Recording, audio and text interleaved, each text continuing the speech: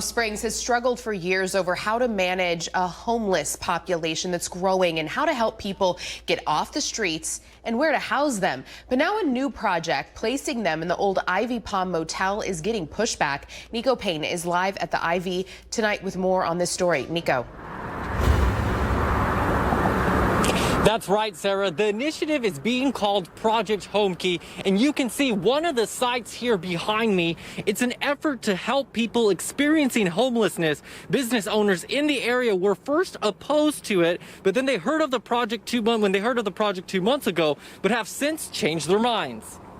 The Ivy Palm project will be a part of 3 affordable housing projects, something Palm Springs has not seen in about a decade. In the last 10 years, we've seen a dramatic decline in the production of affordable housing, not just in the city of Palm Springs, but across the Coachella Valley. Everybody across the state is scrambling to find a new model of developing affordable housing that works for developers, that works for the community. Since 2011, homelessness has increased by 300% in Palm Springs alone, and this project will alleviate some of that hardship. The Ivy Palm won't be turned into a homeless shelter, but housing that will get people off the streets permanently with support services. When we first spoke to nearby business owners about this project, they were initially against it. This is the first we're finding out about it. There's no plan, there's no forethought. There's nothing to look at to show us how they're going to operate this. But we talked to Rosas again, and he says he's changed his mind after learning more about how the property will be used. People need to get comfortable with the idea. When we provided information and clarified that it will not be an emergency shelter, it will be permanent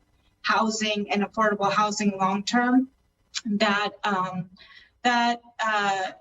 mitigated some of those fears that it would be an emergency shelter. There's sort of a moral reckoning that folks have to make as well about what it means to have housing that people can afford in their neighborhood. Back out here live, it is expected to cost about $120,000 per unit to reconstruct the motel into 81 apartment units, and this project is expected to be completed by 2023. Reporting live, I'm Nico Payne. I'll send it back to you in the